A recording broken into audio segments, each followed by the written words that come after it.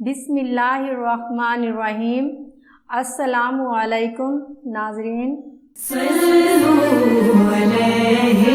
ہرقل شاہ روم نے ان کے پاس قریش کے قافلے میں ایک آدمی بلانے کو بھیجا، اور اس وقت یہ لوگ تجارت کے لیے ملک شام گئے ہوئے تھے، اور یہ وہ زمانہ تھا جب رسول اللہ صلی اللہ علیہ وآلہ وسلم نے قریش اور ابو سفیان سے ایک وقتی عہد کیا ہوا تھا۔ جب ابو سفیان اور دوسرے لوگ ہرقل کے پاس ایلیا پہنچے جہاں ہرقل نے دربار طلب کیا تھا، اس کے گرد روم کے بڑے بڑے لوگ، علماء، وزراء، امراء بیٹھے ہوئے تھے۔ ہرقل نے ان کو اپنے ترجمان کو بلوایا اور پھر ان سے پوچھا کہ تم میں سے کون شخص مدعی رسالت کا زیادہ قریبی عزیز ہے؟ ابو سفیان کہتے ہیں کہ میں بول اٹھا کہ میں اس کا سب سے زیادہ قریبی رشتہ دار ہوں۔ یہ سن کر ہرقل نے حکم دیا کہ اس کو ابو سفیان کو میرے قریب لا کر بٹھاؤ اور اس کے ساتھیوں کو اس کے پیٹھ کے پیچھے بٹھا دو۔ پھر اپنے ترجمان سے کہا کہ ان لوگوں سے کہہ دو کہ میں ابو سفیان سے اس شخص کے یعنی حضرت محمد صلی اللہ علیہ وآلہ وسلم کے حالات پوچھتا ہوں۔ اگر یہ مجھ سے کسی بات میں جھوٹ بول دے تو تم اس کا جھوٹ ظاہر کر دینا۔ ابو سفیان کا قول ہے کہ خدا کی قسم، اگر مجھے یہ غیرت نہ آتی کہ یہ لوگ مجھ کو جھٹلائیں گے تو میں آپ صلی اللہ علیہ وآلہ وسلم کی نسبت ضرور غلط گوئی سے کام لیتا۔ خیر، پہلی بات جو ہرقل نے مجھ سے پوچھی وہ یہ کہ اس شخص کا خاندان تم لوگوں میں کیسا ہے؟ میں نے کہا وہ تو بڑے اونچے عالی نسب والے ہیں۔ کہنے لگا اس سے پہلے بھی کسی نے تم لوگوں میں ایسی بات کہی تھی؟ میں نے کہا نہیں۔ کہنے لگا اچھا، اس کے بڑوں میں کوئی بادشاہ ہوا ہے؟ میں نے کہا نہیں۔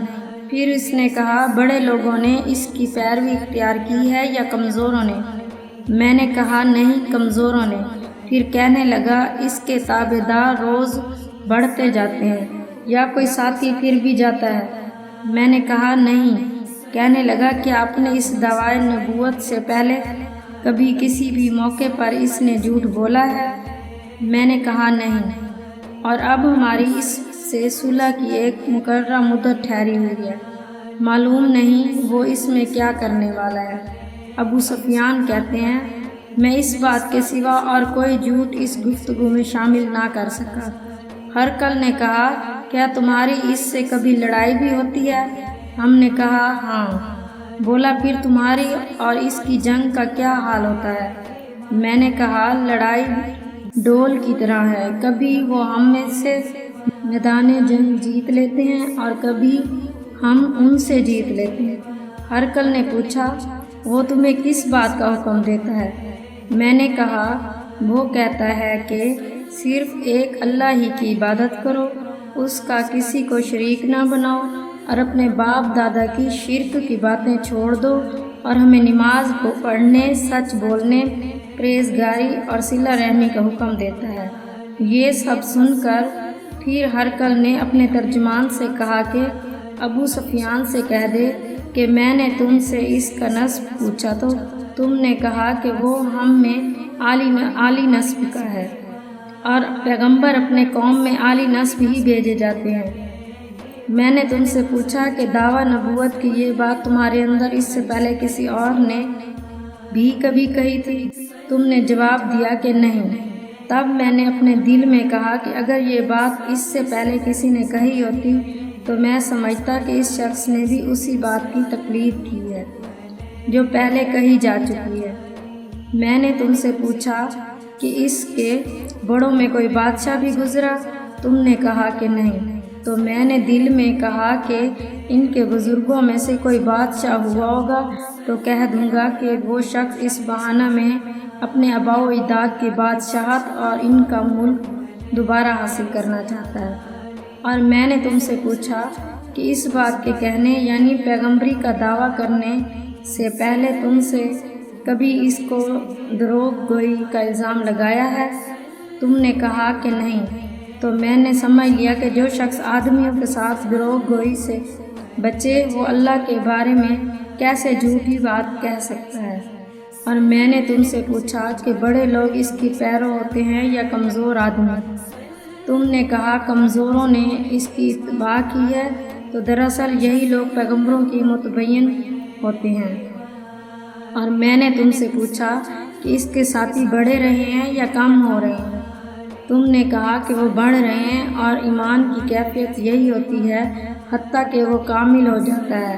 اور میں نے تم سے پوچھا کہ آیا کوئی شخص اس کے دین سے ناخوش ہو کر مرتد بھی ہو جاتا ہے؟ تم نے کہا نہیں۔ تو ایمان کی خاصیت بھی یہی ہے کہ جن کے دلوں میں اس کی مسرت رچ بس جائے وہ اس سے لوٹا نہیں کرتے۔ اور میں نے تم سے پوچھا کہ آیا وہ کبھی عہد شکنی کرتے ہیں؟ تم نے کہا نہیں۔ پیغمبروں کا یہی حال ہوتا ہے، وہ عہد کے خلاف ورزی نہیں کرتے۔ اور میں نے تم سے کہا کہ وہ تم سے کس چیز کے لیے کہتے ہیں؟ تم نے کہا کہ وہ ہمیں حکم دیتے ہیں کہ اللہ کی عبادت کرو، اس کے ساتھ کسی کو شریک نہ ٹھہراؤ، اور تمہیں بتوں پر پرستش سے روکتے ہیں، سچ بولنے اور پرہیزگاری کا حکم دیتے ہیں۔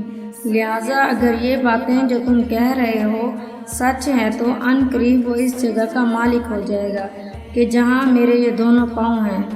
مجھے معلوم تھا کہ وہ پیغمبر آنے والا ہے، مگر مجھے یہ معلوم نہیں تھا کہ وہ تمہارے اندر ہوگا۔ اگر میں جانتا کہ اس تک پہنچ سکوں گا تو اس سے ملنے کے لیے ہر تکلیف گوارا کرتا۔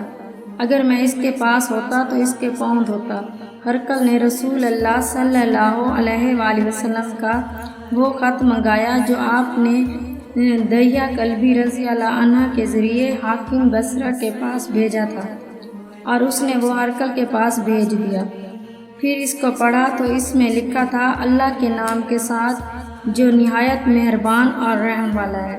اللہ کے بندے اور اس کے پیغمبر محمد صلی اللہ علیہ وآلہ وسلم کی طرف سے یہ خط ہے شاہ روم کے لیے۔ اس شخص پر سلام ہو جو ہدایت کی پیروی کرے۔ اس کے بعد میں آپ کے سامنے دعوت اسلام پیش کرتا ہوں۔ اگر آپ اسلام لے آئیں گے تو دین و دنیا میں سلامتی نصیب ہوگی، اللہ آپ کو دوہرا ثواب دے گا، اور اگر آپ میری دعوت سے روگردانی کریں گے تو آپ کی رعایا کا گناہ بھی آپ ہی پر ہوگا۔ اور اے اہل کتاب، ایک ایسی بات پر آ جاؤ جو ہمارے اور تمہارے درمیان یکساں ہے، وہ یہ کہ ہم اللہ کے سوا کسی کی عبادت نہ کریں اور کسی کو شریک نہ ٹھہرائیں، اور نہ ہم میں سے کوئی کسی کو خدا کے سوا اپنا رب بنائے۔ پھر اگر اہل کتاب اس بات سے منہ پھیر لیں تو مسلمانوں، تم ان سے کہہ دو کہ تم مانو یا نہ مانو، ہم تو ایک خدا کی اطاعت کریں گے۔ ابو سفیان کہتے ہیں، جب ہرقل نے جو کچھ کہنا تھا کہہ دیا اور خط پڑھ کر فارغ ہوا تو اس کے ارد گرد بہت شور و غوغا ہوا، بہت سی آوازیں اٹھیں اور ہمیں باہر نکال دیا۔ تب میں نے اپنے ساتھیوں سے کہا کہ ابو کبشہ کے بیٹے حضرت صلی اللہ علیہ وآلہ وسلم کا معاملہ تو بہت بڑھ گیا، دیکھو تو اس نے بنی اصفر روم کا بادشاہ بھی ڈرتا ہے۔ مجھے اس وقت سے اس بات کا یقین ہو گیا کہ حضور اکرم صلی اللہ علیہ وآلہ وسلم ان قریب غالب ہو کر رہیں گے، حتیٰ کہ اللہ نے مجھے مسلمان کر دیا۔ راوی کا بیان ہے کہ ابن ناطور ایلیا کا حاکم ہرقل کا مصاحب اور شام کے نصارہ کا لاٹ پادری بیان کرتا ہے کہ ہرقل جب ایلیا آیا ایک دن صبح کو پریشان اٹھا تو اس کے درباریوں نے دریافت کیا کہ آج ہم آپ کی حالت بدلی ہوئی پاتے ہیں، کیا وجہ ہے؟ ابن ناطور کا بیان ہے کہ ہرقل نجومی تھا، علم نجوم میں وہ پوری مہارت رکھتا تھا۔ اس نے اپنے ہم نشینوں کو بتایا کہ میں نے آج رات ستاروں پر نظر ڈالی تو کیا دیکھتا ہے کہ ختنہ کرنے والوں کا بادشاہ ہمارے ملک پر غالب آ گیا۔ بھلا اس زمانے میں کون لوگ ختنہ کرتے ہیں؟ انہوں نے کہا کہ یہود کے سوا کوئی ختنہ نہیں کرتا، سو ان کی وجہ سے پریشان نہ ہوں۔ سلطنت کے تمام شہروں میں یہ حکم لکھ بھیجے کہ وہاں جتنے یہودیوں سب قتل کر دیے جائیں۔ وہ لوگ انہی باتوں میں مشغول تھے کہ ہرقل کے پاس ایک آدمی لایا گیا جسے شاہ غسان نے بھیجا تھا۔ اس نے رسول اللہ صلی اللہ علیہ وآلہ وسلم کے حالات بیان کیے۔ جب ہرقل نے سارے حالات سن لیے تو کہا کہ جا کر دیکھو وہ ختنہ کیے ہوئے ہے یا نہیں۔ انہوں نے اسے دیکھا تو بتلایا وہ ختنہ کیا ہوا ہے۔ ہرقل نے جب اس شخص سے عرب کے بارے میں پوچھا تو اس نے بتلایا کہ وہ ختنہ کرتے ہیں۔ تب ہرقل نے کہا کہ یہی محمد صلی اللہ علیہ وآلہ وسلم اس امت کے بادشاہ ہیں جو پیدا ہو چکے ہیں۔ پھر اس نے اپنے ایک دوست کو رومیہ خط لکھا اور وہ بھی علم نجوم میں ہرقل کی طرح ماہر تھا۔ پھر وہاں سے ہرقل حمص چلا گیا۔ ابھی حمص سے نکلا ہی نہیں تھا کہ اس کے دوست کا خط اس کے جواب میں آ گیا۔ اس کی رائے بھی حضور صلی اللہ علیہ وآلہ وسلم کے ظہور کے بارے میں ہرقل کے موافق تھی کہ محمد صلی اللہ علیہ وآلہ وسلم واقعی پیغمبر ہیں۔ اس کے بعد ہرقل نے روم کے بڑے آدمیوں کو اپنے حمص کے محل میں طلب کیا اور اس کے حکم سے محل کے دروازے بند کر لیے گئے۔ پھر وہ اپنے خاص محل سے باہر آیا اور کہا، اے روم والو، کیا ہدایت اور کامیابی میں کچھ حصہ تمہارے لیے بھی ہے؟ اگر تم اپنے سلطنت کی بقا چاہتے ہو تو پھر اس نبی صلی اللہ علیہ وآلہ وسلم کی بیعت کر لو اور مسلمان ہو جاؤ۔ یہ سننا تھا کہ پھر وہ لوگ وحشی گدھوں کی طرح دروازوں کی طرف دوڑے مگر انہیں بند پایا۔ آخر جب ہرقل نے اس بات سے ان کی یہ نفرت دیکھی اور ان کے ایمان لانے سے مایوس ہو گیا تو کہنے لگا، ان لوگوں کو میرے پاس لاؤ۔ جب وہ دوبارہ آئے تو ان سے کہا، میں نے جو بات کہی ہے اس سے تمہاری دینی پختگی کی آزمائش مقصود تھی، سو وہ میں نے دیکھ لی۔ تب یہ بات سن کر وہ سب کے سب اس کے سامنے سجدے میں گر پڑے اور اس سے خوش ہو گئے۔ بالآخر ہرقل کی آخری حالت یہی رہی۔ ابو عبداللہ کہتے ہیں کہ اس حدیث کو صالح بن کیسان، یونس اور معتمد نے بھی ظاہری سے روایت کیا ہے۔ حدیث نمبر 7 صحیح بخاری۔